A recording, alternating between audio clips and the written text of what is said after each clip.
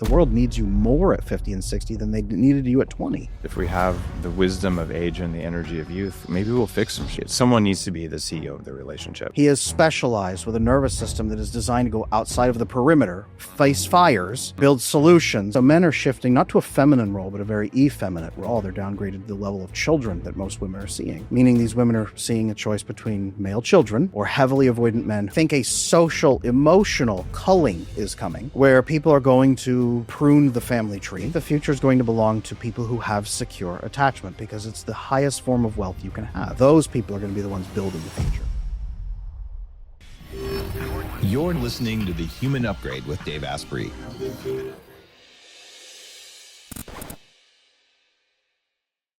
If you've been listening to the show for a while, you know about the F words, how our bodies identify the world around us and how we do it in order. Fear comes first. If something's scary, run away from, kill or hide. Then food, eat everything. Then the next F word, we'll call it fertility, just for politeness sake. And this is where most of your energy goes before you have a chance to think. But don't forget the word after that, which is friend. And finally, forgiveness. The episode today is one that I'm really excited to talk about because we're going to go really deep on attachment theory and secure attachment. And if these words are new to you, that's okay. This is a part of the world of psychology. And I've done a couple really interesting episodes in the past about this, including with a Harvard guy named Daniel P. Brown, who's done a lot of great work in the space. And our guest today is someone who's spent a lot of time working on building secure attachment in relationships, specifically for business people. Someone who's fixed a lot of relationships and probably ended some that needed ending. We'll get into that. And I want you to know about this because if you set your life up right in the context of biohacking, your love life, your most intimate relationship becomes a source of nourishment and power for you instead of a burden. And what I want you to do is make more energy than you ever have in your life and then allocate none of it to fear, unless there's actually a mugger, in which case maybe you should do that. And none of it to food because you learned how to eat. And then you have a lot of it for your relationship and for your community. And that's how we make the world a better place. And so that's the setup for Adam Lane Smith, who spent about 16 years doing incredible work in the field of attachment. Adam, welcome to the show. That is quite an introduction. Thank you. You are welcome. How'd you like that framework? That was beautiful. I love that. We need more energy, and most people today are walking around with about 30% capacity. Wow. How do you know? So the research on this is really cool, right? We know that a human being is supposed to get 70% of their own capacity through means self-care, but that 70% assumes you wake up after a perfect night's rest, right? Perfect nutrition, perfect supplements, perfect everything. Most people, the most that they can probably get on their own is 50%. But that's assuming you have healthy neurotransmitters, a good balance of bonding hormones.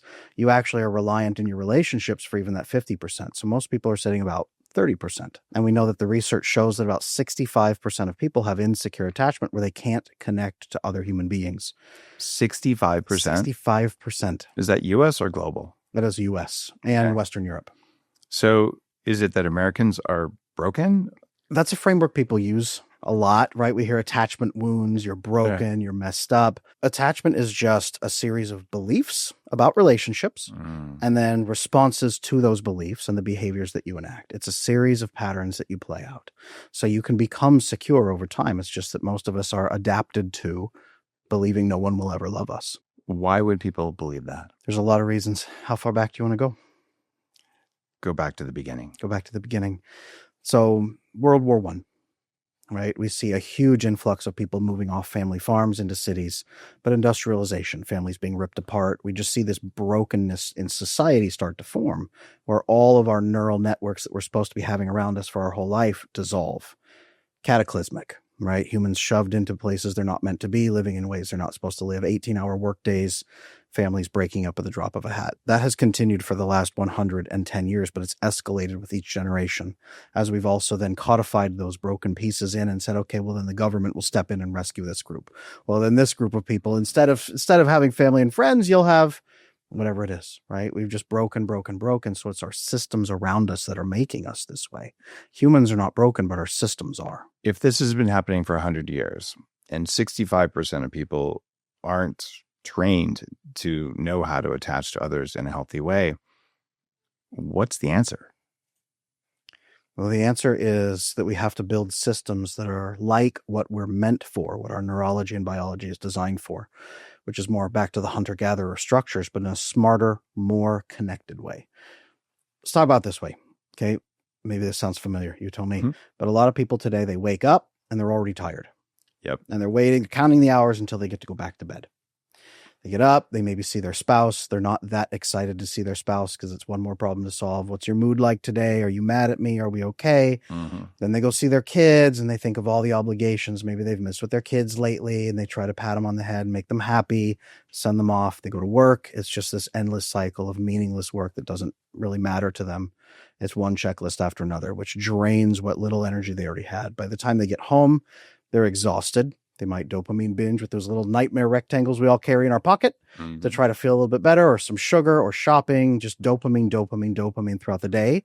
And all it's doing is filling a biochemical hole. And then at the end of the night, they're disappointed by the day. They go to bed feeling worse. They wake up the next morning, same cycle repeats over and over. And that's not what we're designed for.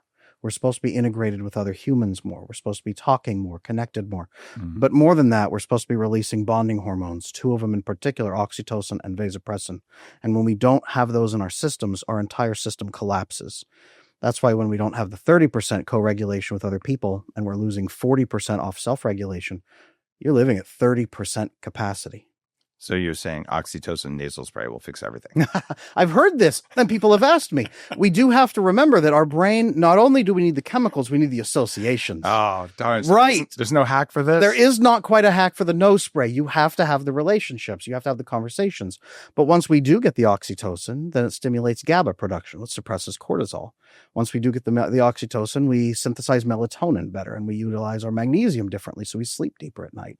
Once we can do that, we can enter our parasympathetic rest state, and we can sleep better. We can generate more serotonin.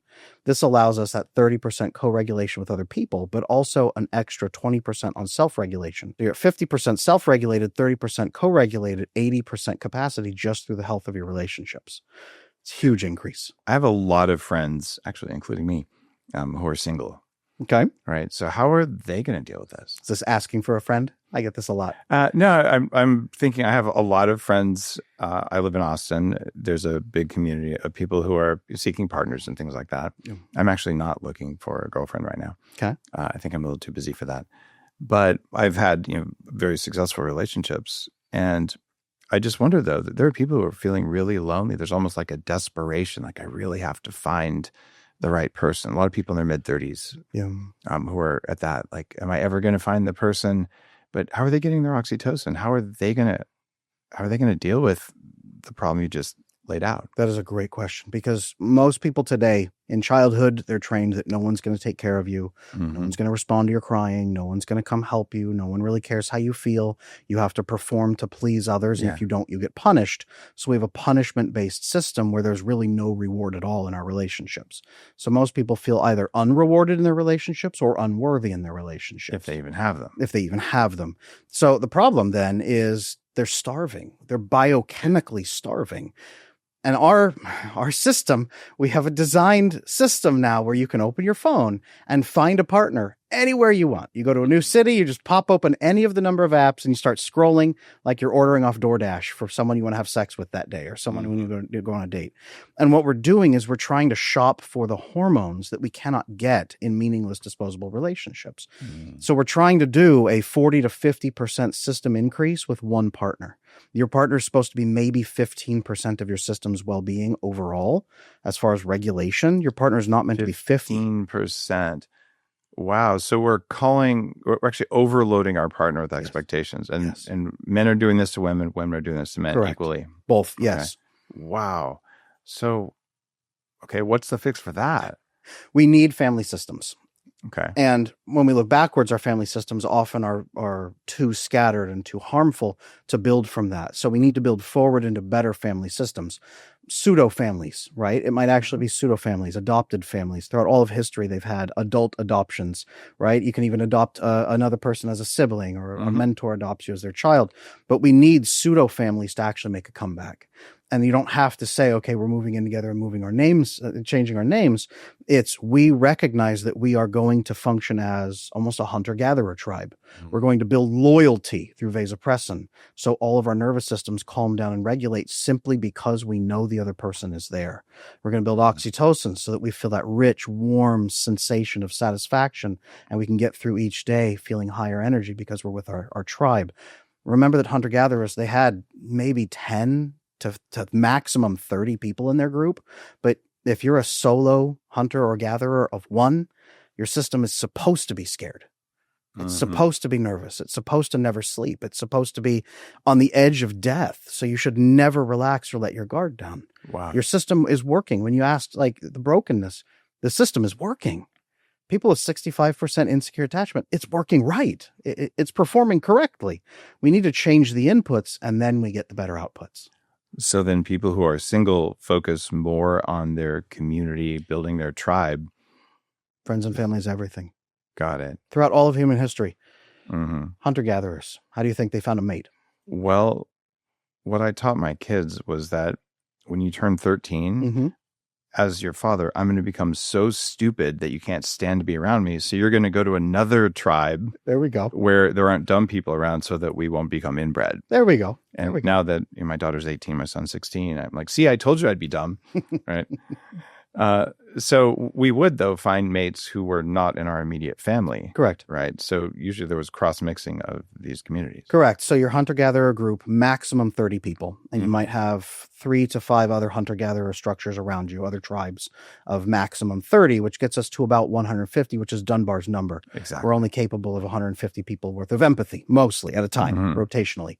So we would connect and take care that, yes, we're making sure that we're bonding appropriately to the right people and mixing genetics as much as we can. But it would come filtered through your network. They were people you already knew. You knew the data on these people. You knew their history. You knew their family. So when they connected to you, they had a reason to be kind to you, a reason to be polite. There was social grace, but also social pressure appropriately for both of you. So you were protected. What we've got right now is young women and young men walking around today, the equivalent of running around a dark forest alone, hoping that their life partner will spring out from behind a tree. And this stranger they have met is going to be the perfect match for the rest of their life and give them not 15% regulation, but 50% nervous system regulation. Wow. That's the insecure attachment effect that we're dealing with right now. And it's hitting people in romance. It's hitting them in business. They're exhausted. They can't maintain their relationships effectively. They're driving away the best workers at their company. They attract people, but then just burn through talent as fast as possible. It's hitting us at every level. This is human relationships. It's everywhere. Wow, there's so many places to go from there. I do want to talk about the effect with employers. But what I noticed in the Austin area in particular, when I go to parties, pretty much all of them have a cuddle puddle. Yes, I know what you're talking about. Which I thought was kind of crazy when I moved there. But this is one of the rooms at the party is basically a bunch of, carpets on the floor, and people go in there and just kind of lay around and talk, but they're kind of piled on top of each other. And I think that's around oxytocin and vasopressin, right? It is. Austin's a unique city because it's been a big influx. And I have a lot of clients who come from there because it is a lot of traveling solo hunters and solo gatherers coming to one locked in place to then say, we are all utterly alone. And so they're recognizing that. Now, unfortunately, they're mostly not building the skills necessary to actually interact successfully with each other and then have the new experiences that would reprogram the neural pathways in the brain to say, I am lovable, I will be loved, I won't be betrayed, I have a tribe. The programming is not shifting, but they are at least recognizing we are all alone in the same way. Maybe we could make it work. There's some pretty tight communities there. I've become a part of, which I very much appreciate. So let's take this down to, I'm going to go to this in mid-30s because so many listeners are at that age, and that just seems like a time when people are, all right, I got to find a partner now. And let's take this from the perspective of a male versus a female. Mhm. So let's start with the woman. Mhm. All right, so I'm single. I'm in a community. I have some friends.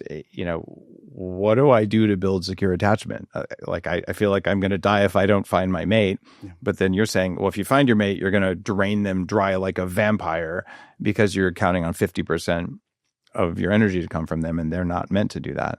So what would a woman do in order to shift her whatevers in order to be able to have secure attachment and to attract a mate? I like this question. We need to take even one step back. Okay. Because the mate she's going to select is going to be someone who expects emotional distance, someone who doesn't know how to be right up front with their desires and expectations. Why? With insecure attachment, you have to keep your desires and your goals hidden. Oh, because she's insecure. You're saying. She's insecure, but the man she finds will also be. Because she's insecure.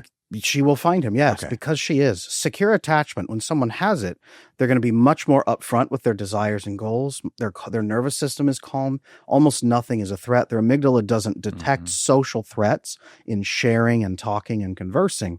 They're also not biochemically starving, so they're not seeking approval or trying to create protective distance. They're just comfortable in the experience. They also won't overbond at the beginning because they're not starving. You know that old saying, don't go grocery shopping while you're hungry? Because you just get the junk food. Exactly. Don't go dating while you're biochemically starving. Wow. Okay. So most women are out there biochemically starving. Yeah. They find a partner that they can throw love and affection at. We call it the feelings and services model. Okay. Right? I will give you feelings. I will give you services. In return, you will accept me and adopt me and take care of me and not betray or hurt me. Mm-hmm. So I am earning that protection through what I'm doing. This is not secure attachment. That seems pretty dark. That is what most people are doing. That's 65% now. Unfortunately, It's very dark. Okay. That's why depression rates are up, by the way, and anxiety rates and everything else. So women are out there selecting men who want to have feelings and services thrown at them. Because the healthier men, securely attached men, say, whoa, I don't want feelings. I want to connect with you as a human being. I want to hear about your goals, your desires. What are we building together? It's almost more of a co-founding relationship of a life you're going to build together. She can't do that. She thinks that men don't like that. So she offers feelings and services as fast as possible. And the other men are scooping that up because that's what they're looking for. They just want that as fast as possible with no payback. So she's going to select the wrong partner whose brain says he's avoidantly attached. Emotional intimacy is dangerous. It gets me betrayed. Everyone eventually screws you over in the end. Don't let anyone in. And so she's performing endlessly to try to get in as her metric of I'm worthy by you finally let me in. So I'm good enough. And he's saying, I will never let anyone in ever, but let's have fun until it blows up. Wow. Okay. So that's why women are doing that, unfortunately. They don't mean to be doing this, but they're also not filtering through family friends. They hyper connect to this man and then show him off as a conclusion to anyone that might be in their life before they can even get advice. And they get angry if anyone advises her against him because she's now biochemically addicted to him through intermittent reinforcement, oxytocin, dopamine. She's addicted. And when you're addicted, you don't like people telling you that what you're addicted to is not good for you. Wow. So that's dating from the female perspective right now. That pretty much sucks. Let's talk about it for men. It also sucks for men. Men are split right now. And I was talking to Dr. Robert Glover recently about this. Men used to be mostly avoidant, lone wolf type, survival type, stay out of relationships type. But we've seen a shift now over the last decades of men being raised by single moms with a please mentality. I want to please you. If I please you hard enough, then you'll accept me. So men are shifting not to a feminine role, but a very effeminate role, the inappropriate presence of feminine where there should be masculine. So the men are shifting into a nice guy mentality, which means they're not providing any safety, structure, warmth, anything that the women are looking for. So they're downgraded as not men at all. They're downgraded to the level of children that most women are seeing, meaning these women are seeing a choice between male children or heavily avoidant men who hate relationships, fear commitment, and won't let anyone in. And that seems to be the choices that most women are seeing. And men, those are the two roles that they see that they can fit into. Okay. Let's talk about how a woman would be able to shift out of that, and then we'll talk about it for men. Sounds great. Okay. So tell me, how does a woman shift out of that dark dating world you just described? Well, understanding that your biochemistry really is the beginning of everything you do. So first, we've got to get your nervous system regulated through physical techniques, right? You talk a lot about regulation of nervous systems and things like this, and we need that. All of us, our nervous systems are very bad right now. So regulation of nervous systems to begin with. And then number 2 is understanding that you have these beliefs deep down, understanding your core belief around attachment, around bonding. I am only worth what I do for others. I am only worth what I give them. It doesn't matter what my character is, only feelings and services. Therefore, people will see that I am not worth it, or I will fall short, I'll be tired, I won't perform, and I will get abandoned, right? If that's your core belief, then you're going to panic every time you don't feel good. You're going to panic every time someone wants something. You're going to panic every time it feels like they're not paying attention to you. You're waiting for abandonment. And again, you're waiting for one magical Prince Charming to ride out of the forest and rescue you. What you need is a community of other women first. You need healthy connection, family if possible, friends if not, right? Community, it could be a religious aspect in a religious group of some kind, a healthy, good, safe one, by the way. Yeah. The bad ones prey on people with attachment issues. They find them on purpose. I mean, cults are fun. Cults are fun at the beginning. They can be. But that's what they build. Building a community first so that you are biochemically taken care of yourself, about 65% capacity. So that last 15%, you can invest in a partner. And then you have to have a purpose. Why do I need a man in my life at all? A lot of women are asking this question. Why do I need a man? What role would he fulfill? Well, we know now there's a whole system of roles that men and women can play in healthy ways back and forth. And I talk about it more like a CEO and a COO, co-founders and co-executives together, right? Working together as a team, specialized with our different brain types. And when a man provides a certain level of safety, the woman can in turn enter a peaceful state in her nervous system and return peace and refreshment and nourishment to him. And we work symbiotically. Our nervous systems interlock. So understanding that that's what a healthy man wants from you is your character, your nervous system, your presence, your being, the peace that you bring, and finally, an executive partnership in life. That's what a healthy man is looking for, not running around like an assistant fetching his coffee and making him feel good. I mean, coffee's pretty good. Coffee could be great, right? Yeah, a mean cup of coffee is worth something, but an executive partner in your life who steps up with you, challenges you on things where you're short, but also lovingly, gently challenges you so that you know you can rise because of her. That's executive partnership. And that's what healthy, securely attached men are looking for. Understanding not to sell herself short and go to men who want less than that. Makes a lot of sense. You talked about self-regulation techniques for women in particular. What are the most effective? By far, the most effective is physical, in your nervous system, somatic experiencing techniques. Love this. It's mandatory because we have our logical left brain, our emotional right brain. We get emotionally agitated, logical brain dwindles and drops off. Emotional brain agitates, inflates, even it can cause seizures if it gets too bad, right? But the hind brain in the back is responsible for regulating your body. And if your body experiences intense, prolonged physical discomfort, runner's high, right? Heavy powerlifting sessions, hot yoga. I teach a specific progressive muscle relaxation technique. If you can put pressure and significant stress in the body for long enough, the brain says, I want to stop. And then the other part of the brain says, we're not stopping. It can't distinguish what's going on. So it releases endorphins, drains your emotional brain to zero, restores full logical functioning. Now you can breathe and you can think. And if you do this proactively every day, in the morning or at night, so you get good sleep and a good day, your nervous system is calm and regulated, so you can keep it at a good 3 out of 10 instead of 7 out of 10 stress level. So a heavy workout is good? Heavy workouts can help, but it specifically has to put stress on your body that it can't adapt to. Okay. So cold showers is one example of this. It's really hard to get used to cold showers every morning. You sound like a biohacker all this Correct. Biohacking. This is it. I like I said, I have a 13-minute script I usually walk most of my clients through, but it's putting intense, prolonged physical discomfort in your body. Prolonged for how long? Even 10, 15 minutes, okay. Honestly. It's putting enough in that your body is hyper-stimulated and says, what's going on? Am I freezing to death in a blizzard? I have to find warmth. Am I fighting a bear? Am I running away from an enemy? What am I doing? I don't have time for my emotions. Endorphins drain, full logical functioning. And eventually runners hit a point where they can't hit this anymore because they push too hard. But there's physical techniques you can do that you can continue using that do work. So. And the relaxation practice, is this yoga nidra or something similar? Or Nope. For me and my clients, I have them lie down and then they squeeze and then relax different body pieces with diaphragmatic breathing to stimulate the vagus nerve in the chest, so that full relaxation through both means. So that's something like that is what people should be using.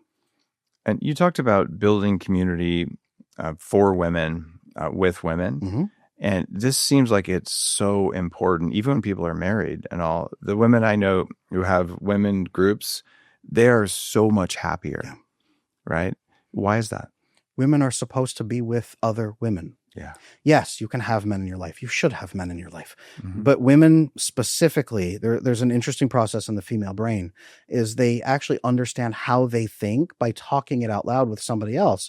And as they talk and process out loud, instead of with a therapist, now we have a paid confidant. Or instead of with a guy who doesn't want to. Or who doesn't understand what you're doing. Yeah, most men have no idea.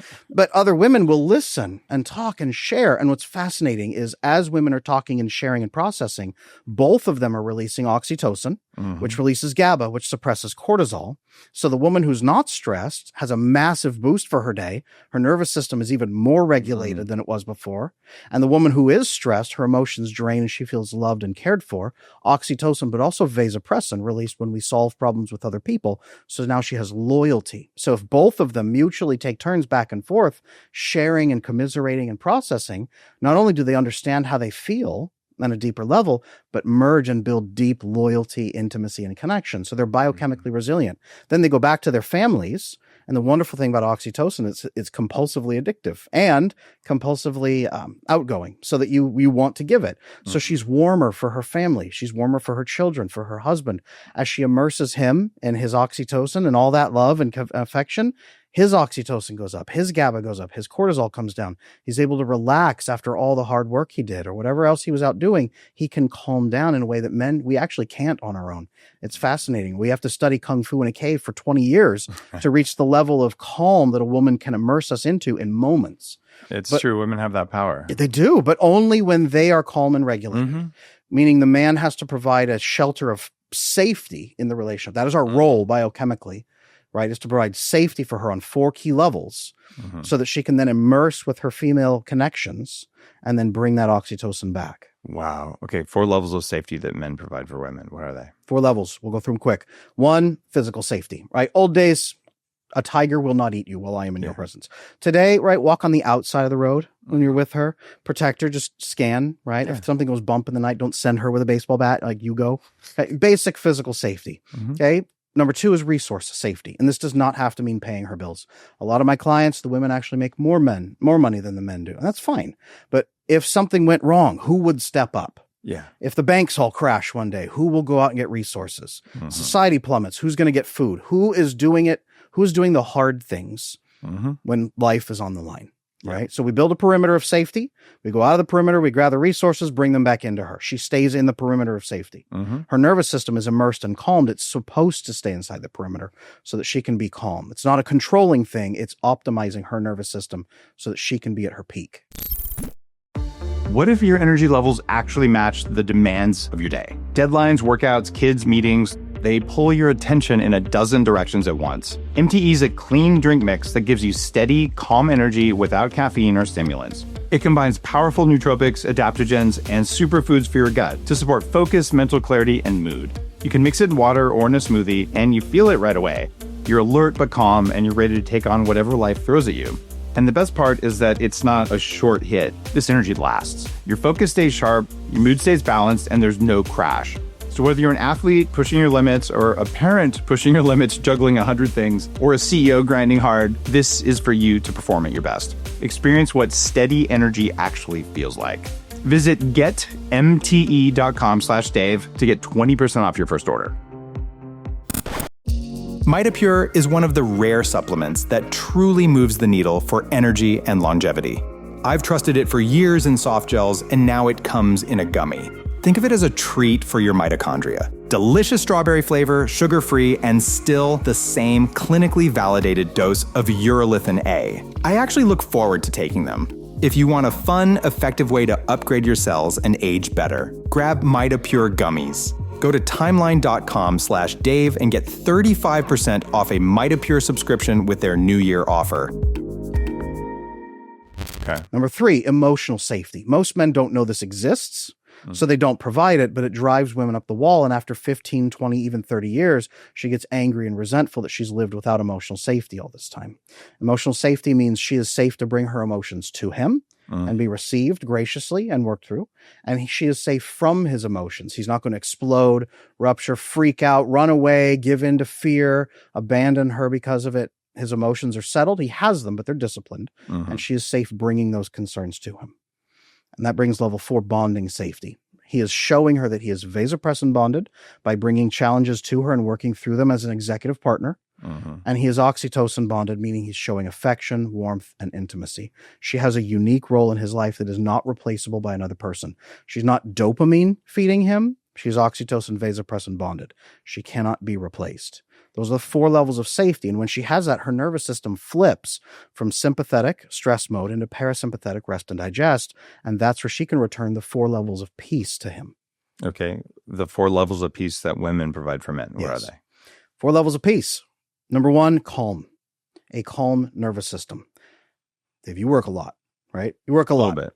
Imagine a hypothetical. You come home, right? And there's a woman you happen to live with a woman in your home, okay? I was married for 17 years. Okay, what did your chest do when you walked in the front door? How did it feel when you would walk in the front door toward the end of that marriage? Not that great. Right. Like crunch tight, can't More breathe. work. More work. It's more work. When a man walks back into the perimeter that he's established, it shouldn't feel like more work. It should feel like resting, coming home. So calm. She should have a calm, regulated nervous system.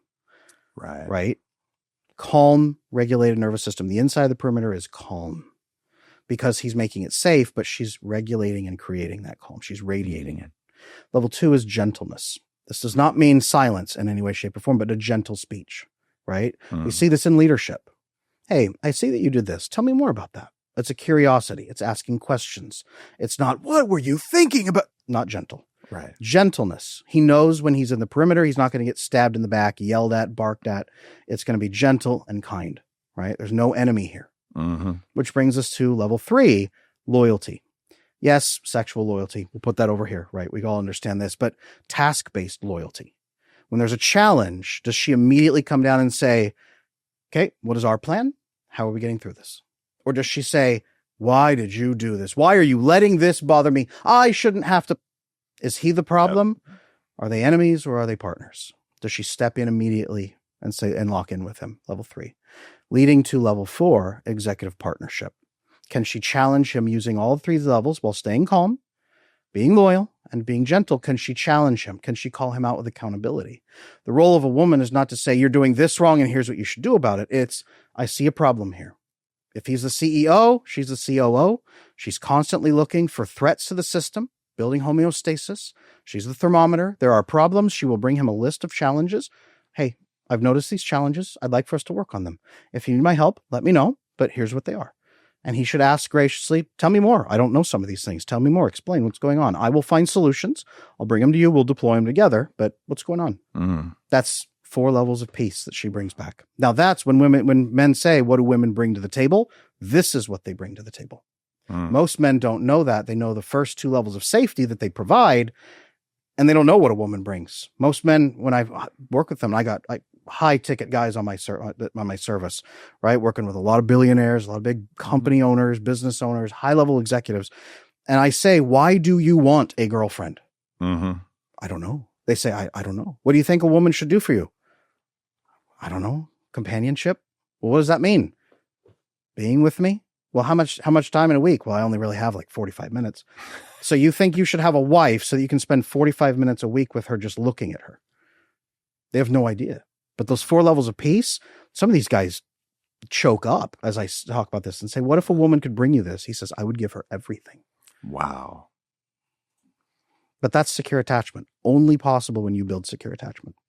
And your numbers show 35% of women are currently capable of secure attachment to some degree? Yes. 35% of men? 35% of women are following secure patterns and beliefs. It can be changed. That's the magic I want everyone to hear is this can be changed. There are neural pathways that you formed as an infant and as a child when your caregivers didn't take care of you, but these can be changed through skills and experiences. That's it. You remap your neural pathways, you learn the new skills, you talk to a better person, they respond differently to you, your brain floods differently with different hormones. It says, wow, that felt good. Do this again. You do it again, you do it again, you do it again. You loop and loop and loop. Your chemistry goes up and so does theirs. It's just a pattern that can be learned and changed. That's impressive. We talked about how women can change with those practices. How do men change so that they're more capable of secure attachment? It's a little darker for men. I'll be Okay. honest with you. What portion of your audience here is men? You know them better than I do. 58% are women. 58% women. Okay. 42% men. That's good. That's a lot of men trying to learn. That's one of the biggest problems I hear a lot from women is I don't think there are good men out there anymore. I don't think men even care. They're not even trying, but a lot of men are trying. There are lots of really good men out there. Yeah. Yeah. A lot of tired men too. That's very tired. The biggest thing I want to flag for men, and this is big for them, is we are not meant to do things in isolation. We have this concept that I am a one solo man, right? Lone wolf, Rambo, army of one.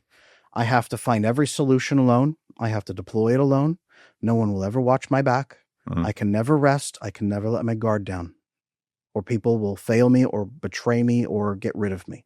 Yeah. There's an old proverb up in Iceland. It says, bare is the back of a brotherless man. When you don't have a brother watching your back, you can't watch back there. There's no armor there. And we know this. So men need vasopressin. We have more receptors for it in our brains than women do. Men need loyalty bonds that are tested by cortisol and stress.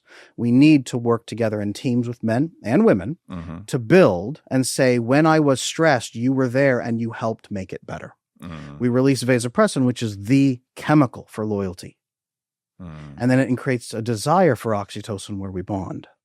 So we feel rested and safe. Our nervous system settles down. We say, I am okay. I can sleep. There's people watching out for me. We have mutual fulfillment. So men need other men first. We need family and other men first. We can't go find it in a woman and fix our whole life with a girlfriend. That is not how this is going to work.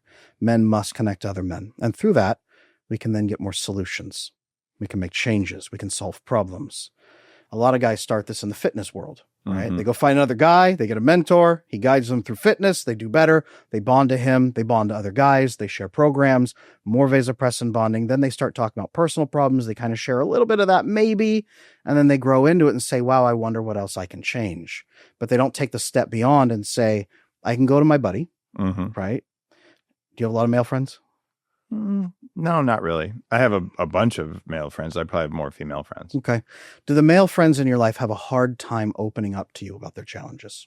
Now, you're an elevated guy. You might have better quality men around you. I actually, a lot of them, we talk about. They're getting better about it. Yeah. When you were younger, did they have a hard time? No, not at all. No, Right. not even a little bit. But yeah, I've done a lot of work, and Yes. so I have some conscious friends I'm grateful for. Good. There's the difference. Most men have two images of sharing a problem with another man. One, sobbing on the floor pathetically, looking like a joke. I'm stuck. I'm so unhappy. No one's ever going to help me. Woe is me.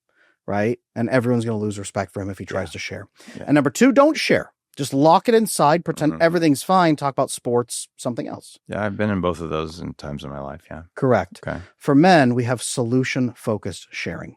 We look back at the old tribal society. What would men be doing?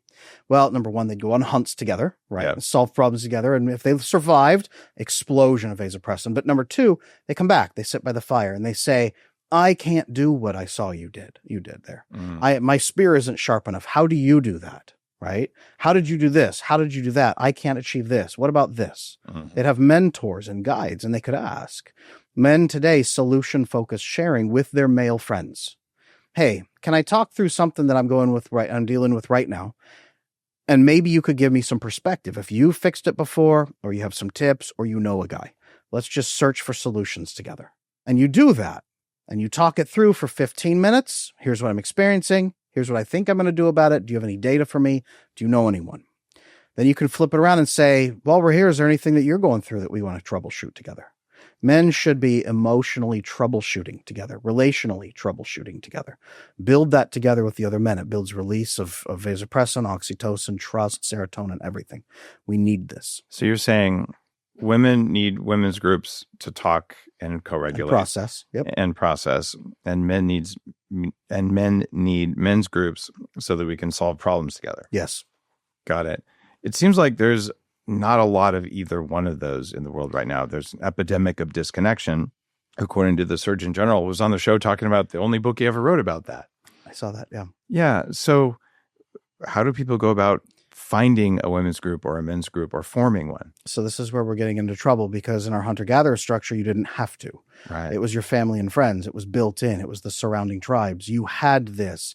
You didn't have to build it. Right. And then it fractured 110, 115 years ago. And we never came up with intentional processes. And everything we tried fell through. So what we need to do is something called collaboration, right? Most people go out and say, well, I'm just going to start talking to my friends and see what they think. But they don't explain what they're trying to build. Explaining and getting investment and then moving forward together in cooperation, that's called collaborating. Mm-hmm. We will build this in collaboration. The biggest thing that men and women out there right now can do is calm your nervous system enough to deal with embarrassment, to then go to other people in your life right now and say, hey, I was listening to this great podcast, right? Mm-hmm. And on it, they said we have to build intentional networks because everyone is so crushingly alone that we must build what we've never had to build before. Mm-hmm. Do you want to have different conversations with me? Instead of us having individual therapists and paying sometimes $5,000, $10,000 a year, can we talk to each other? Can we confide in each other? Can we build a loving, intimate processing group of you, me, and just a few people we trust and build a little tribe here? I think it would do better for all of us. Or men, can we find some solutions together? We're building a brotherhood of solutions. We're going to fix it together. We're going to solve problems together. We're going to pool our knowledge, pool our intelligence, learn and grow, and we will beat everyone else. Core identity. Wow. Right? Build these intentional little groups, 1, 2, 3 little people as you build them in, but tell them what you're doing and get their investment. I'm a big fan of outsourcing. And I've noticed that some of my friends are what I would call super connectors. Mm-hmm. And they're uniquely gifted to forming groups like this. Perfect, yes. Versus me doing it, where I'm probably uniquely retarded at doing that. Am I allowed to say that? I think that word is back on the, you can say that. A lot of things are in flux right now, so I don't know. I was in the special education program as a kid, so I'm just going to claim that I'm allowed to say that. But basically, we'll say I'm not gifted at that. So is it a good strategy to find your friend who's the best connector and just ask them to do it? You know, a lot of people don't have that person, but if you have that, that's amazing. Those people are great at building groups, but they're usually not great at vision. So providing them with this vision is your way of collaborating, right? In structured tribes, there'd be separate people that would lead in different areas. Your friend is great at leading in the social area, but has no vision. You have vision, but you don't have the social skills in this area. Perfect. Put those together. You feed them the vision. They do some of the socialization work. And then as people fold in, now they have specializations too. That's this practice at work. Okay. Absolutely. So let's assume we've got a bunch of guys pounding our chests and solving problems, and a bunch of women knitting and talking about problems. Yes. And how do we bring them together? That's great. So we have to then branch out into our families, into friends, and to people around us, get connected. So if you're a single man, the best thing you can do is have a bunch of married men as friends who have really good, healthy wives. And as you show your good character to her husband, and she sees that and hears it, women love matchmaking. This is true. And she has a friend, she has a sister, she has a cousin, she has a best friend who also has a sister. She has this network. Healthy people love to network. Insecurely attached people are barely scraping out of survival. So you probably aren't going to network with them, which is why this effect doesn't work in the insecure pool. But the secure pool of people, they love to network because as people click in, the value goes up for everyone. It's win, win, win across the board. Everyone gets to benefit. So matchmaking through your networks is actually the way to make this work. If I meet a random woman on the street, how would I know if she's a secure attachment woman or an insecure attachment woman? That's a good question. So number one, what does her nervous system show you from the outside? How fearful is she? Or how approval-seeking, fawning, we call it. How much does she cater to you immediately? How much is she afraid of you? As you begin having a calmer conversation, maybe on a first date, Is she just endlessly pleading for your attention? Is she locked up and barely able to talk? Is she afraid of questions and bothered by them? Is she afraid to ask you questions? Is she just pushing everything off and saying, well, I don't know what I want in relationships. I'm not really sure. She knows. She's afraid to tell you because she's afraid that if she says, you're going to reject her. Wow. So is she on target with her goals, her desires, her plans, her character? Is she asking you about yours? Is she curious? Also, does she not overly bond too fast in the first couple of dates where she can't live without you after date 2? Yeah, that right? would be a big red flag, wouldn't it? Big red flag. Physical warmth. She should actually be slower to let you even get in close. Mhm. And she should tell you that up front. Hey, by the way, I'm a little bit slower than most people are used to. It's just a rule, right? I don't get physical until we make sure we make a step together. So how many dates should happen before you get physical? Well, it depends how physical, but I typically tell people at least 90 days Wow. because you're going to get drunk on oxytocin and then your brain stops compatibility testing and says, I don't want to screw up a good thing. So let's not look at the problems. Mhm. And then you stop doing what you're supposed to be doing in favor of just trying to get this, again, emotional starvation covered, which will erupt in your face at 7 months when the novelty dopamine falls off a cliff and suddenly the bonding is gone. So you recommend 90 days of kind of being friends in courtship before intimacy? Yes, with intense conversation, Mm. really intense, warm conversation about goals, desires, hopes, plans, laughing, telling stories. Emotionally and mentally, you should be bonding, but the physical will make you drunk. You will make bad decisions. Everybody that always tells me, Adam, sounds like a long time to wait 90 days. Well, divorce is a lot longer than that, unfortunately. That it is. That is unusual advice. I don't think I've come across that before. Okay, so if that's how a man spots a secure attachment capable woman, how does a woman spot a secure attachment capable man? That's a great question. You know, insecurely attached men have a plunge in testosterone of about 30 to 40%. We're trying to figure out if that's microplastics or lead or whatever it is, but it shows the research that your heavy level of nervous system trauma actually drops your testosterone past a certain age. It tanks it really bad. Stress will do that. Yeah. Now, testosterone is not being big, angry, aggressive, having an angry scowl on your face. There's something called juvenile masculinity, which is able to provide the first 2 levels of safety: physical safety, resource safety. If a man is beating his chest about physical safety and resource safety, how great he is in those areas, but he has no concept of emotional safety or bonding safety at all, those are your flags that he's not securely attached. So you need to be asking him about his friendships, his family, his relationships, how his last relationship ended, what the problem was. Is he paying attention to that, right? How does he spend his time? What are his long-term visions for life that he's trying to achieve? And does he have a role for a partner in that? Or is it him achieving it alone while you stand nearby and watch? Right? What is his vision for a relationship? Why does he want to be together? And then very clearly asking him, does he want to get married? If that's something she wants, does he want to get married? That's something she should ask on date 1. So if the answer is no to that, does that mean he's an insecure attachment person? If he doesn't want to get married, Mm-hmm. it depends, because I'm very, very aware about the laws of marriage here in this country. Like I will never touch marriage again because I'm not stupid. I understand. Because I only do consent-based relationships between 2 parties. In marriage today in the U.S., there's a third party, a judge, who violates what the 2 of us agreed with. So fuck marriage. It's a bad institution in the U.S. legally. Interesting. But lifetime committed attachment relationships are beautiful. They just have to be consent-based.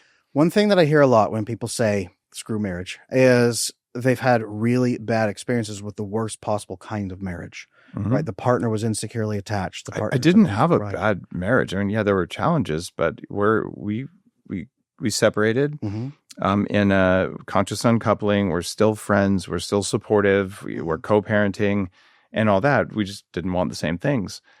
But what I'm just saying is the legal side of marriage is so fraught with risk for both parties that it's dumb. Like form a contract that's marriage-like that isn't in the courts, and you're much better off. So, well, question then. You said that we didn't want the same things. Did you guys know that when you got married? Did you have that conversation up? No. We did have some conversations, but people evolve over time. So, okay. Yeah. One thing I'm an advocate for marriage on is the reason we have an outside arbitrating thing, and it shouldn't be the government. Our current system is broken beyond belief. But we do need a third party that can step in if we are agreeing to co-found something together. I agree with that. That's what I think marriage is supposed to be, is co-founding a well-defined life together. That's the only place. That's a beautiful vision. I'm all for that. There we go. Yeah, I just don't want a bureaucracy. I have the DMV telling me what I'm allowed and not allowed to do when we've both consented to split 50-50. I understand. Get out of my face. When you are separating, that's one thing. Is we do need an arbitrating system that says, hey, you guys said you believed in this. Mm-hmm. If it's bad feelings temporarily causing you to split, that's not okay, right? Mm-hmm. Yes, we need to have a system where we can figure out what to do and resolve it. 100%. The system's broken now. It's one more casualty of the last 110 years.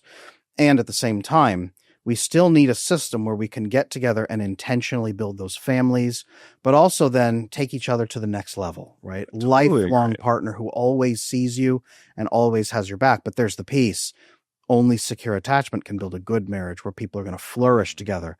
Otherwise, we will grow apart. We will want separate things. We'll evolve in different areas. We won't have those unifying vasopressin bonds. We have to renew vasopressin at least every 6 months. Ooh, how do you do that? It's doing tasks together, learning things together, learning skills, achieving goals together. Most couples today split apart after they get married and start growing in different areas because they're never vasopressin bonding. So now they're isolated. So it's not co-executives. It's two different companies. How big of a task? How often? Anything. A jigsaw puzzle is vasopressin bonding. If you sit into a jigsaw puzzle for half an hour while watching a movie, or paying off a debt, or raising your children and then getting together once a week to talk about how their growth is, or building your finances, building inheritance, building a company, right? My wife is at home right now, homeschooling our 5 kids. She's pregnant with baby number 6, but she's holding down the fort. Thank you. And when I get home, we're going to talk about what I've achieved here for our family and what she achieved as well. But then we fit those together. It's not her life and my life. It's our life that we're co-building together. There's more vasopressin. So it's your brain marking, we did this together over and over and over. It could be as simple as reupholstering your favorite chair. It could be taking dance classes. It could be learning a skill, gun safety, anything. As long as you're doing it together. So your brain says, we're surviving together. We're allies. Let's stick it out. Otherwise, we split apart, create separate lives. And then we say, man, we grew apart. We just don't have the same things in common anymore. And then it turns into a battleground with the state. 100% agree on that. Yeah. Vasopressin makes the difference. Okay. Vasopressin it is. So shared tasks. That is a really cool relationship. We'll call it a hack. Why not? Yeah, cool. I teach people treat your marriage like a business. Have business meetings once a week and once a month and once a year. Your anniversary should be a yearly annual update on the well-being of the relationship and then how we're going to grow together in the next year. One of the things that I've shared when I'm doing relationship coaching with people is that someone needs to be the CEO of the relationship. Yes. And in all of our conversations, it's been the men so far. So does the man always the CEO of the relationship? Most of the time. Okay. Absolutely most of the time. Now, remember that they are both equal co-founders. So this is not a relationship based on value. Yeah. The man is not smarter, better, blah, blah, blah. He is specialized with a nervous system that is designed to go outside of the perimeter, face fires, build solutions, and then come back and help implement them. So his job is to be more stressed than anyone else. Yep. Women don't usually want the job to be more stressed than everyone else in the house. They usually want to outsource that to the man whose nervous system is built for it, right? Women are uniquely suited quite often because of their brain. They observe in the back and then go back and forth across the hemispheres to analyze data. Men's brains observe in the back and leap forward to act upon that data immediately. Solving, CEO, right? COO, Chief Operations Officer, is better at analyzing, bringing problems, and then implementing solutions, but the CEO builds the solution. It's just different brain types. Now, maybe 2 or 3% of the people I work with, they invert those roles. The woman is better as the CEO, the man is happier and better as the COO, and they're genuine. They aren't violating masculine, feminine polarity together. It's a genuine change, and that's possible. There's also seasons of life, right? There's seasons of life where the COO may take an advanced step and say, for now, I'm going to be leading in this area. Beautiful. Absolutely beautiful. But again, stress on the man, peace for the woman, integrated. Got it. The context where I've seen that most is around there's the health of the relationship itself, and there's activities that support that require planning. right? And I think maybe when I'm talking about the CEO of the relationship, it's managing the relationship, not necessarily the entire partnership. That sounds like that's the same as the I COO see what you're talking about. Yep. Right. It can be. The woman's job is to constantly run scans on the relationship and tell him how it's doing. Yeah. And then he needs to do something about that. If he says, well, cool, what are you going to do about that? That's not him being a CEO. That's him making her do both jobs while he sits there with his feet up on the desk. Got it. Not appropriate. He should be leading. She flags a problem. He solves the problem. Is there a special kind of desk we should put our feet up on? You should have both your feet on the desk together at the end of the day. That's what you're doing. This is fascinating. Are you hopeful for the future? Are we talking short-term future or long-term future? Tell me both. Short-term future is going to be tough. It's going to be a challenge, right? We are seeing a lot of populations that are having a very hard time correcting. There's a lot of people that are going to be listening to this saying it's impossible. Adam, there are no good men. I'm just going to be angry for the next 10 years. And men saying, well, women don't bring anything anyway. Yeah, angry women are really attractive. They bring great mates, right? Right. And bitter men who are resentful. They're fantastic fathers, right? Totally. There's a lot of people out there that unfortunately are probably going to pass away without having children. We're going to see a condensing of family lines. We're going to see a cutting down of the population, most likely. Well, the numbers are already in. Oh, it's horrific. Populations, empty cities are coming in our lifetime. Absolutely. And worse than that, probably. But I will say this. What does worse than that mean? Worse than that, empty cities is one thing, but people utterly giving up and entire populations, even entire countries just being decimated and just dying, right? Right now in Italy. Of loneliness? Of loneliness. But in Italy, they can't even keep the young people in the country anymore. They're fleeing for anywhere else they can go.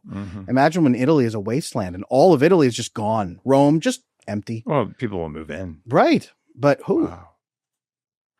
Who? Well, right now, it looks like it's mostly Syrians. Well, it's going to be people with families, right? Yeah. People who are still having families, people who still have a tribalist culture of some kind, but a new tribalist culture. Wow. I think the future is going to belong to people who have secure attachment because it's the highest form of wealth you can have. Human loyalty is going to create groups where you survive together, biochemically survive together. Wow. I think that I'm not a doomsday kind of person that says, the apocalypse is coming. Right. I think a social, emotional culling is coming. Wow. Where people are going to prune the family tree. And I think some groups are going to thrive and other groups will disappear. And I don't even mean groups based on ethnicities. I just mean pockets of people. So what are the pockets most at risk? Right now, ground zero, LA, New York, Austin, Paris, big cities where a lot of my clients reside because it feels like a wasteland to them. New York City, I call it cultural ground zero for emotional relationship attachment pieces. It's like a emotional bomb has gone off there. Wow. It's brutal in New York City. Most of my dating advice to people in New York City is leave. And it has one of the biggest populations on earth, but so many people there are so biochemically in their nervous system damaged and don't believe it's possible to fix it. So they get into a relationship and make their nervous system your problem. You are my partner, therefore you now owe me nervous system regulation. Whether they're anxious attachment, avoidant attachment, men, women, you owe me. You will regulate my nervous system or you are a bad partner. And that's New York City dating right now. And I think New York City is going to be one of those areas that just gone. It's very hard to have kids in New York anyway. It's hard to have kids anywhere right now, unfortunately. Yeah, that is for sure. Families going forward, the future belongs to those who show up, but it especially belongs to those who show up together. I moved to an island to build a farm to raise my kids on because that seemed easier than trying to do it in a big city. No kidding. How are they doing now? My kids are fucking amazing. That's awesome. Yeah. And they have each other, right? They do. And they have you. Yep. The family system made a difference. That's why they're going to go forward in the top probably 5 or even 2% of people because they know what a healthy relationship feels like. I hope so. So now they we settle did get for divorced. So. Well, there is that, but you can intentionally have conversations with them about that. We have. And I'm sure, I was going to say, so going forward, they know what it feels like to be loved, really loved. They know what healthy people are looking for from them, not feelings and services, but good character and real connection. Now they can offer that and not settle for less, but they can also attract partners who want that. They can signal correctly to those people, and then they can grow forward, and their children will never have nervous systems like you and I have. Their nervous systems are calm and settled from birth. And they come out very, very different, which is fantastic. So those people are going to be the ones building the future.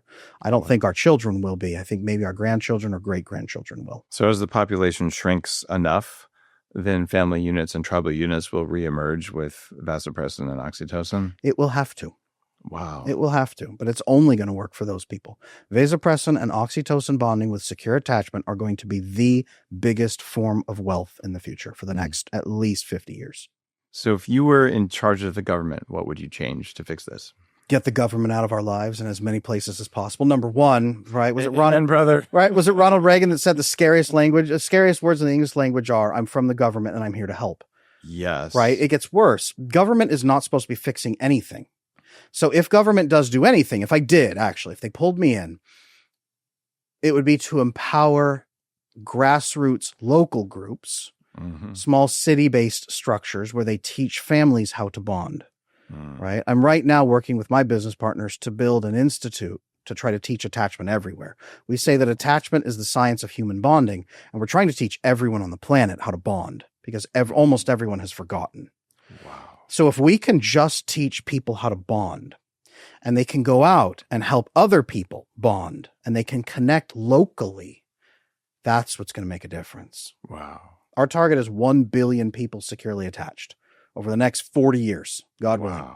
40 years to get 1 billion people, but I'm not going to personally help 1 billion people. It's going to be people listening, going and having a conversation like we talked about. It's going to be taking those steps and talking to the people around you, and then you both grow and become secure together. I had a client the other day that said the only secure relationship they've ever had is with their fitness trainer over the last 3 years. And it's been transformative just to have a secure relationship, to talk honestly with another human being for 3 years with a fitness trainer. That has been transformational for them. Imagine a good, trusted friend that you could troubleshoot with once a week or process with, instead of a therapist where you dump your feelings on a professional that's never going to be reciprocated and your brain is tricked into thinking they love you. Putting it with a friend who you can invest in lifelong and they can come to you too. That's a shift people need to make. Go from your therapist to a trusted friend. There's a lot of people doing this with their AI. That is a new danger that people are facing, and I think that's going to be part of the culling. AI has a great place in helping, but it must then point you back at humans. If we integrate just with AI, we pour into it just like a therapist, but worse, it's a false front, and then it builds nothing, and then we die out. It seems like trying to co-regulate with a narcissistic therapist who can't co-regulate. Right. Well, it's an evolutionary cul-de-sac. You close off. Evolution just, okay, we've selected you out. You will simply never breed and you will die. And if you have kids, they'll probably select out, right? It's evolution culling you out. Wow. And that's what AI is. It's one more thing of culling out the people who are not capable of bonding. Remember that originally, a lot of humans probably couldn't do this attachment bonding. We had to form this oxytocin and vasopressin bonding through all of our genomic sequences. And the ones who did it best survived. The ones who did it most poorly died. Yeah, they got eaten mostly. They got eaten or they wandered off into the forest. We have oxytocin to make us addicted to our connections so that we won't leave our group, so that we're more likely to survive and raise better children. Wow. We are addicted to healthy relationships because it enhances survival, but it rewards us. It's a good, positive addiction. We're supposed to be. This is fascinating. Is there a healthy attachment scorecard? Is there a quiz? Is there a personality assessment that's going to tell this? Can we put it on our Hinge profiles? We do. I've never been on Hinge. I don't have a profile, but I'm guessing it would go there. That's a good question. So I'm actually running one of the biggest research collection systems right now in the history of attachment on my website, where we do have a free attachment styles assessment where you can look at what your attachment is. It's relationship behavior based questions that you go through. A lot of them. I'll just warn you right now, it's very comprehensive.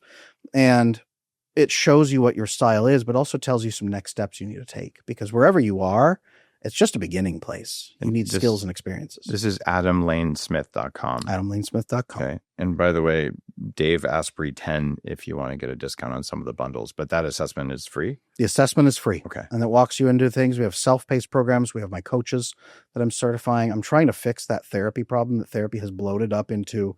It is now a religion, right? And we're trying to say, fix your relationships, go talk to people in your life and build real relationships so you don't need us anymore. That's what we're trying to cultivate with the coaching system. So We want people to get better. I have 5 kids, 6 is on the way. I need them to have friends. I need them to have people to marry. I need my grandkids to have people to marry. If the population does this and everyone's unhealthy, problem. If the population becomes healthier, my kids can thrive. So this is personal for me. It's personal for all of us, because even if you're one of the secure attached people and you're relatively happy, if you're living in a world full of miserable, victim-minded, angry people, it's not as good of a world. They're part of the environment around you that programs you. No, especially if you're 30% capacity energy every single day, exhausted and hate your life, and you feel alone all the time, and you're surrounded by all those people. So internal and external is bad. It's hell. This is hell for many people. It does feel like there ought to be like a secure attachment scorecard that says, look, I'm certified. Like if you're in the dating pool, you'd be like, look, I've done the work. Here's the classes I did. Here's my score. And when you do this magic AI assessment thing, it says I'm, 7 out of 10 on secure attachment, but I'm aware and I'm working on it. Like, I'd probably go out with a woman who showed me one of those. I might have to build one of those over the next 30 years as people say, okay. We have AI. It'll take you 10 minutes. There you go. We'll vibe code it right now. Okay. Biggest thing if we want a scorecard like that is questions. Securely attached people ask a lot of questions, and they love receiving questions because it's a chance to be known and share information, but it's also a chance to learn. It's one of the biggest markers I have found for secure attachment is people who ask questions like you. People who ask a lot of questions and are not afraid of the answer because they're here to learn, and they also want to share information with the other person. Insecure attachment fears questions because we were punished for asking them. We were punished for answering them wrong. We're afraid of being vulnerable, exposed, visible. Questions are terrifying.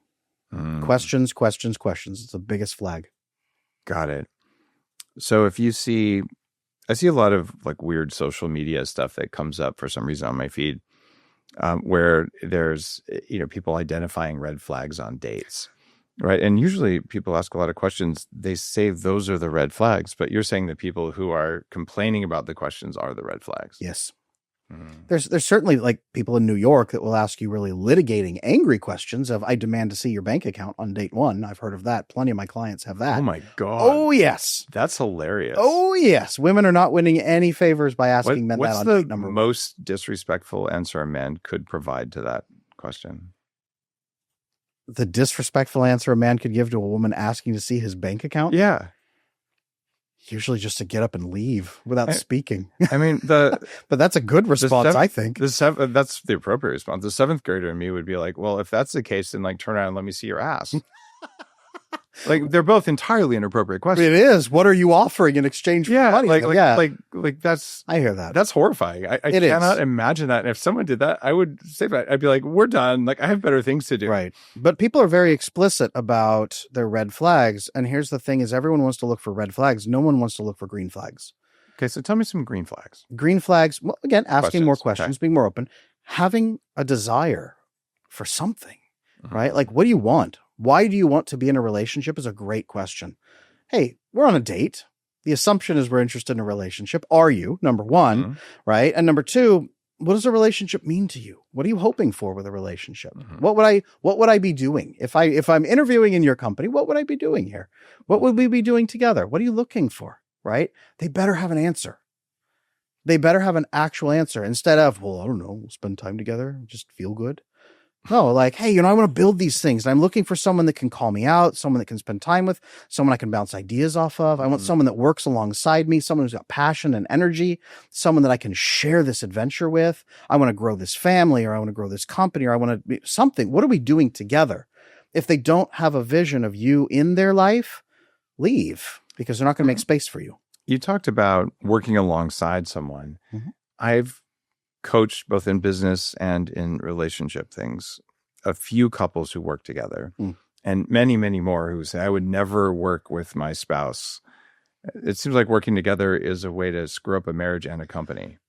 Not every couple is going to be able to work in a business together. Okay. But running your marriage like a business means you will be working alongside each other. I agree with that. Okay. My wife and I would never go into actual business together because, well, she's not interested. She's happy with playing with the kids and building that. But we are co-founding a life and a legacy together. Legacy is what this comes down to, right? You asked me before about someone who doesn't want to get married. Does it mean they don't have secure attachment? Well, no, but how are they then protecting their legacy? Marriage is one of the best vehicles for protecting legacy Yeah. if it's done right. Okay. Legacy then is the ultimate thing. Your children, your grandchildren, the people you're helping. You with this show, like giant legacy. Marriage should, if you were ever going to get married, it should enhance your legacy. That is the only condition under which you should ever get married again, is if it would enhance your legacy. And if we could do it in a jurisdiction that didn't have asshole judges who thought they had any say in my agreements. I hear that. So, but that's, at the end of the day, legacy is what matters. I hear you on that. I want to ask a different question. I talked about this for people, mid-30s and under, right? And there's a set of answers there. I also have a lot of friends who are, we'll call it between 50 and 65. And a lot of women who are gorgeous, wealthy, successful, some divorced, some never married, but most of them divorced, who are saying, I can't date anyone. Like, there's no one interested. What's going on there, and what should they do about that? Well, if they're divorced, they probably fall into what I call the exhausted wife category, where she did not have emotional safety for 20 years. She invested deeply into that man, and he didn't return any of that emotional connection to her. She raised the kids. She did her tour of duty, and she was so biochemically starved by the end of it that she'd been emotionally divorced for 2 or 3 years before she filed papers. That's usually the pattern. And they usually don't come out of it and then say, okay, what did I do wrong? It's usually he did everything wrong and I did everything right. And that's where I have a lot of trouble helping those women in that population. Now, most of them have very good hearts, and they just genuinely don't understand that attachment works differently. They go out and say, okay, how can I then take care of someone else differently so that he'll love me? And they're not going to find a healthy man at that point, right? How do I find a man who is building his legacy right now, who I don't have to invest at ground floor? I can step in as he's already in his 50s and 60s building that legacy. How do we merge our legacies so that we have an exponential increase? How do I boost our legacy together, and how do I grow that together? It does feel like it's different at different stages of life. It for sure is.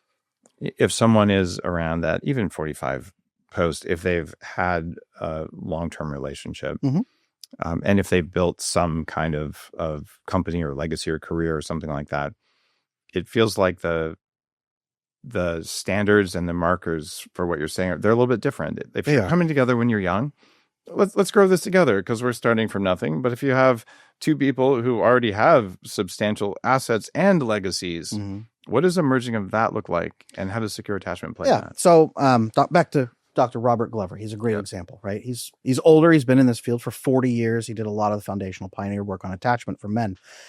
He recently got remarried as well. And she gives him, I've talked to him about it. He gushes on her. She gives him energy to do his work. He's launched a whole new network for men out there growing on that. I'm thinking of a lot of other older men that I know also that a woman steps into their life and enhances them. So he has a second wind in his life. His nervous system calms and regulates sometimes for the first time in his life. So these are older men with younger women. No. Same age women. Same age. Okay. Same age with good experience, good wisdom. Right? Her nervous system is settled. She wasn't settled when she was 25, 30. Right. Her nervous system is calm and regulated. She has a regal sense of connection at this moment. So he enters her presence and it's just a wall of peace. And it allows him to then step forward with mentorship of other people. He can speak to that. He can teach people. He has energy. He has focus. She's enhancing his legacy as he steps into that mentorship part of his life. Same age, not 20, 30 years lower. That's a whole other game. But when she's stepping in at his level, and they support each other, they are both still growing. Now they get to come together and say, how do I better support you in your work that you're doing? Wow. So you would advise people at 50 plus, let's say, to look for someone about their same age? Roughly, we know that plus or minus 5 years is the perfect target window for people to be happy in relationships, men or women, plus or minus 5 years. Got it. So it's not divide your age in half and add 7? No, actually. I've heard that, but I'm not attracted to when we see that a lot. Yeah. But if that's been a divorce, we know that something catastrophic happened in their marriage. And I'm not down on people who have age gaps, by the way. Sometimes it's beautiful. Yeah. But we know that that's been a missed opportunity there. Something went wrong in the pair bonding there. Something went wrong in their co-created legacy.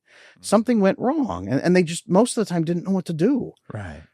And it's a sad marker of that destruction. It's one more casualty. So if we can weave together to build those legacies going forward, as people do in their 50s and 60s, right? That's when you cement your legacy.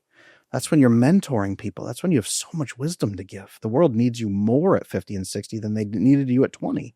It's one of the reasons longevity is important to me, is if we have the wisdom of age and the energy of youth, maybe we'll fix some shit. Well, now imagine if you had a woman step into your life completely calm at all times. You walk into her presence, you feel calm, right? She's gentle in her speech. She is unwaveringly loyal to you in every way. Problem comes up, she steps right up to you and says, how are we going to fix this? What are we doing? Right? But an executive partner who gently calls you out anytime you fall short. You told me last week that this mentorship was everything to you. And now here you are, right? You're kind of waffling at the moment. What's going on? What's happening here? Talk to me. I'm here. Right? Who do you need to talk to? She's gently calling you out and moving you forward. Imagine a woman like that in your life for the next 30, 40, 50 years. What could you achieve with her at present? You make a good point. In fact, I think most guys listening would go, yeah, that sounds like a good thing. Where do I find that? That's supposed to be a wife. Anything short of that is not actually a wife. Anything short of that is someone that you've formed a contract with. But you might not be doing your job so that she can't do her job. That's the flag I want to raise for most men. 4 levels of safety to get 4 levels of peace. What a beautiful framework, a beautiful conversation. My final question for you, and I hear this a lot from people, actually several women who are in my longevity program called Unlimited.life, very successful women, and they're in that same thing saying, I'm just not finding guys who want to date me in my age range because they all want to date younger. So they're starting to date men 10, 15 years younger. And I'm hearing this all over the place where there's interest from men and the women are saying, well, I kind of thought I wasn't supposed to do that, but I'm kind of liking this. Are you seeing that? And is that going to work out from an attachment theory perspective? You know, generally speaking, those relationships have the most instability eventually. Generally speaking, those relationships attract men who are looking for an authority figure in their life to provide safety for them. It's not generally... That's not what women want. Right. No, it's a lot of women who've been hurt, who don't want to get hurt again, and they have good intentions. Yeah. Right. But it's not the basis for a long-term stable relationship that's pleasing to both, with a few very choice outliers who can make it work. By and large, again, plus or minus 5 years is the best dynamic that we know. Okay. Men or women, by the way. Men shouldn't be marrying women half their age either. That's not... I tend to agree that doesn't usually work out for the best. It just doesn't. Now I will say, women at that age, don't date on websites. Don't date on the apps. Don't find guys on the apps who are 55, 60 years old. That is catastrophically bad. Date through your community and network. Most of those women haven't really grown the community network they need, or they're not networking properly to find a partner. Find me a husband is the message that should go out echoing across your entire network. Wow. So you have to build the network and be in the women's groups and be in your community and be in your church and all those sorts of things. Most of those women were very isolated. Now they're connecting to other women who are also not happy. Connect to happy, thriving women and then put out the call. You just opened a can of worms there. Yes. I have seen women join women's groups full of angry, victim, bitter, and then it spreads. How do we stop that? And also in men's groups, I'm sure it's the same. I don't know. Oh, yeah. Women's groups are known for doing that effect. So we have to actually stop women's groups in therapy areas a lot because they are more destructive. Men don't do that as much. Women definitely do in a lot of ways. So every woman out there, if you're in those groups, like a Facebook mommy group or something, and it's leave, just leave. Yeah. There is no fixing it. Don't stay. Don't try to repair it. Build a tiny group on your own with 2 people. It's way better than a 50-person group of angry, miserable people. Take a choice group of people who are healthy, get out, build your own group. And you'd say 2 up to max of what, 15 or something? Maximum 15, maybe in a tribe, maybe 30 at the absolute upper limits, but got it. It doesn't have to be much. The research is fascinating. 2 or 3 great people in your life make all the biochemical difference. It's the vast majority of your 30% co-regulation comes from 2 or 3 people. That's incredible. And what powerful advice, Adam. Thank you for coming on the show. Guys, Adam Lane Smith, use code Dave Asprey 10 if you want to participate in any of the bundles. But do the survey, figure out where you are. How securely attached are you? And if you're not, maybe you should do something about that. See you next time. on the Human Upgrade podcast.